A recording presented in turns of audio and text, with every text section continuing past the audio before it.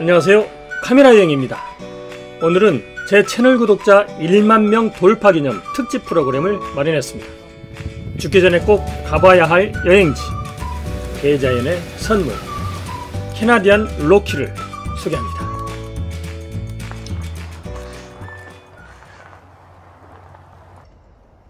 상큼한 새벽 공기가 나무 사이로 스며옵니다. 트레킹 4일차, 밤에 지어놓은 쌀밥에 김자반과 멸치볶음을 듬뿍 넣습니다. 그리고 정성스럽게 버무리고 있는 것은 오늘의 점심입니다. 여기에 빠질 수 없는 별미가 있죠. 햄입니다. 로키는 여행지 주변에 식사할 만한 장소가 거의 없기 때문에 점심은 미리 준비하는 것이 좋습니다. 아침 일찍 피워놓은 숯불에 정성스럽게 굽습니다. 인원수에 맞춰 주먹밥 모양을 만드는데요. 먹음직스럽죠? 마지막 한 톨까지 싹싹 긁어 모읍니다. 마지막으로 모닥불에 구운 햄을 얹습니다.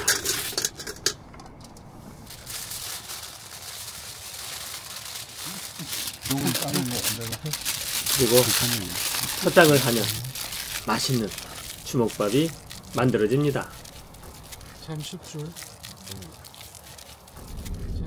오늘은 밴프 국립공원에서 제스퍼 국립공원으로 이동합니다. 거리는 230여 킬로미터입니다. 캠핑장도 제스퍼 히슬로 캠핑장으로 옮깁니다. 오늘은 이동하면서 아름다운 호수와 짧은 트레킹 코스를 탐방하는 일정입니다. 캠핑장에서 30분 정도 달리면 가까운 곳에 바우 호수를 만납니다. 바우 호수는 밴프 국립공원에서 가장 아름답고 상징적인 빙하 호수 중에 하나로 꼽힙니다. 호수 주변 풍광이 아름답죠. 이곳은 호숫가를 따라 산책할 수 있도록 레이크 쇼어 트레일을 만들었습니다. 로키 산맥의 웅장한 풍경을 바라보며 여유있게 산책할 수 있습니다. 잔잔한 호수에 비친 로키의 물그림자를 이용하면 최고 인생샷을 찍을 수 있습니다. 바우호수 입구에 위치한 넘티자 롯지입니다. 붉은 지붕과 통나무 스타일의 이 산장은 캐나다 로키의 역사와 개척 정신을 담고 있는 상징적인 장소로 남아 있습니다. 바우호수에서 아이스필드 파크웨이를 8분 정도 달리면 로키 산맥을 대표하는 가장 아름답고 독특한 호수를 만납니다. 호수 전망대인데요. 관광객들로 가득합니다. 전망대 끝에 서면 숨이 멎을 듯한 옥빛 호수가 눈앞에 펼쳐집니다. 밴프 국립공원의 보석, 바로 페이토 호수입니다. 페이토 레이크 전망대입니다. 이곳에서 내려다보면 호수의 모양이 마치 곰의 발바닥 또는 늑대의 머리를 닮았다고 하는데요. 비슷하나요? 호수 이름은 로키 산맥의 초기 탐험가이자 전설적인 가이드였던 빌 페이토의 이름을 따서 명명되었습니다. 다음 장소로 이어갑니다. 지금 달리는 도로는 캐나다 93번 고속도로인 아이스필드 파크웨이인데요.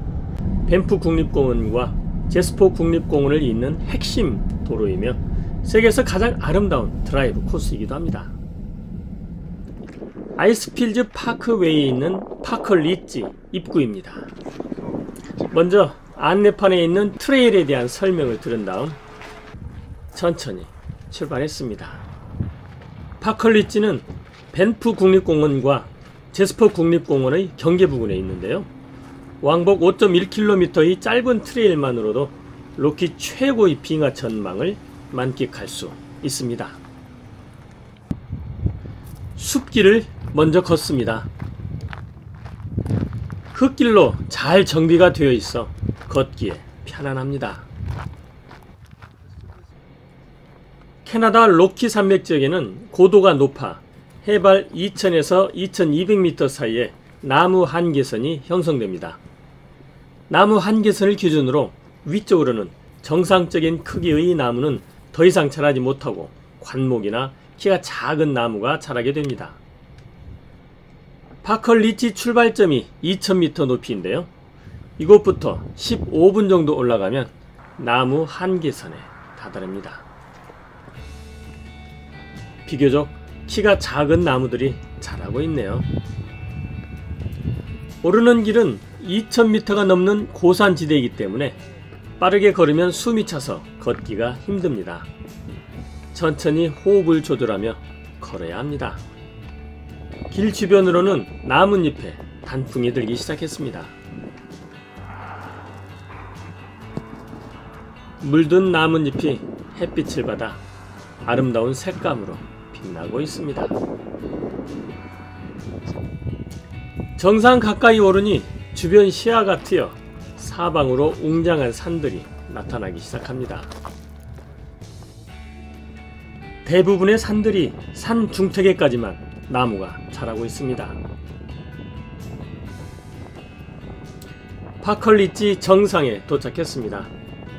입구에서 천천히 걸어 50분 정도 소요되었습니다. 파컬 리치에서는 콜롬비아 빙원에서 흘러나오는 거대한 서스캐처원 빙하를 정면으로 내려다볼 수 있습니다.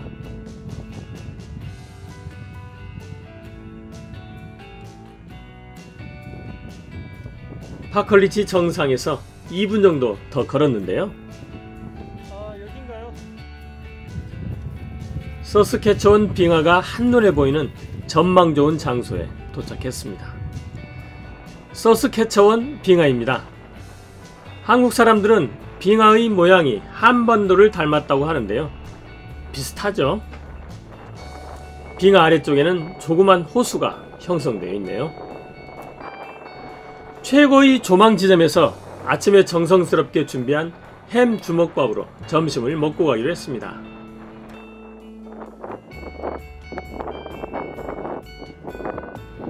따스한 가을 햇살을 받으며 웅장한 로키 산맥과 빙하를 바라보며 먹는 주먹밥은 말 그대로 꿀맛이었습니다. 이 장소도 인생샷 찍기 좋은 포토존입니다. 점심을 먹으며 빨갛게 물든 나뭇잎을 보면서 파컬 리치의 가을을 느꼈습니다.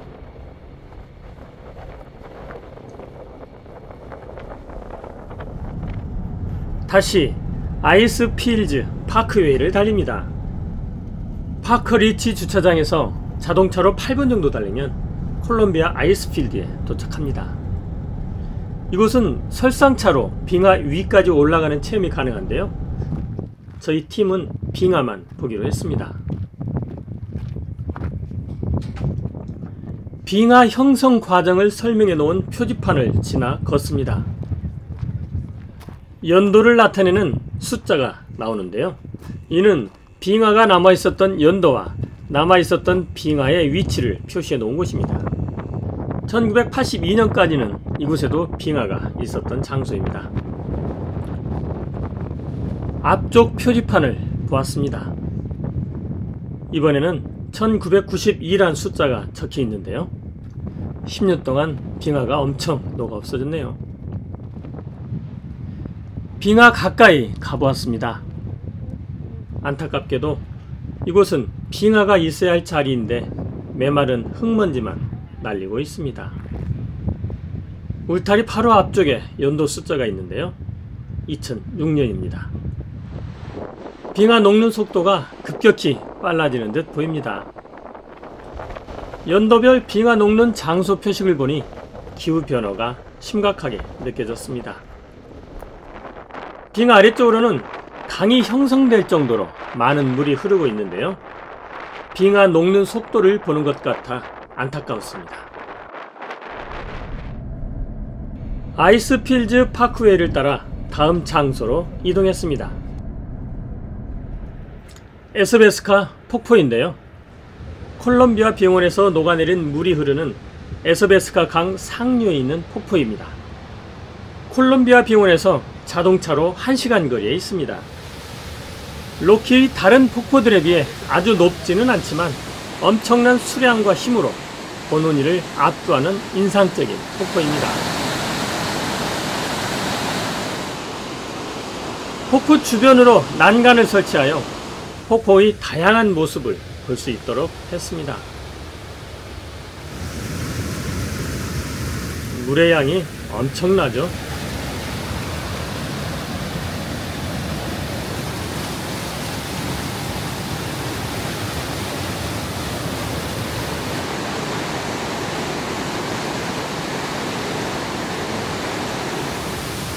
이런 폭포 파워의 침식 작용으로 인해 폭포 아래에 짧은 협곡이 형성되어 볼거리를 제공합니다.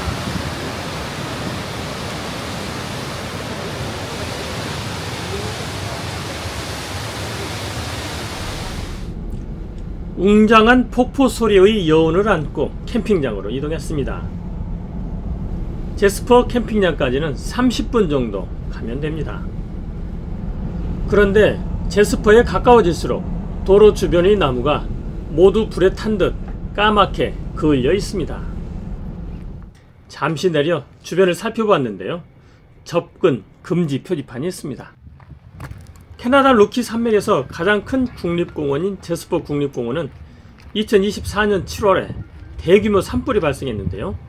공원 역사상 100년 만에 기록된 가장 큰 산불입니다.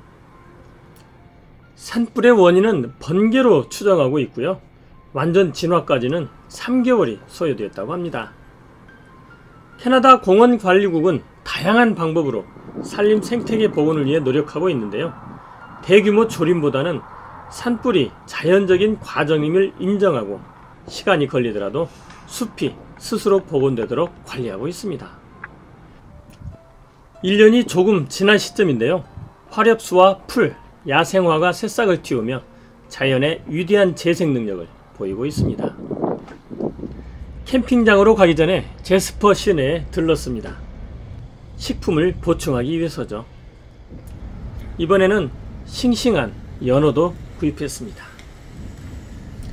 캠핑장으로 들어가는 길에도 산불의 흔적이 고스란히 남아 있습니다. 캠핑장에 도착하여 제일 먼저 텐트를 설치했습니다. 이곳은 제스퍼 휘슬러 캠핑장인데요.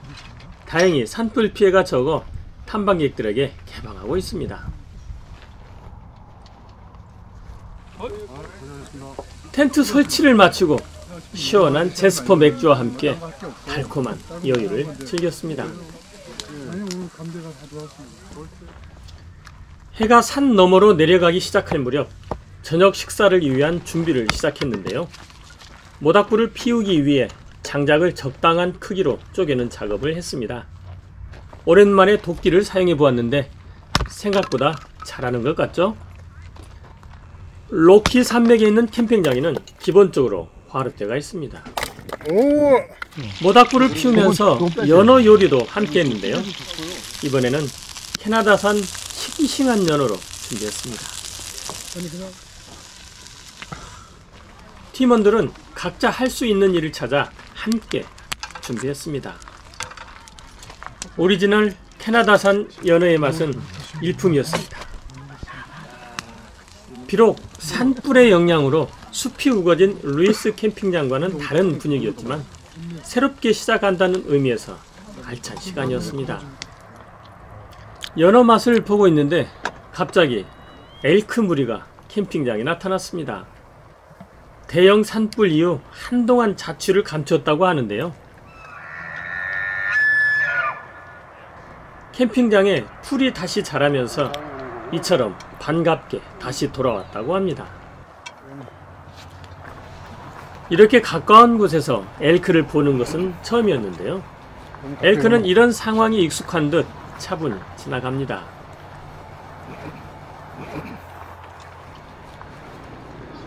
다른 여행자들도 엘크와의 만남이 즐거운 듯 추억으로 남깁니다. 그렇게 제스퍼의 밤은 깊어갔습니다.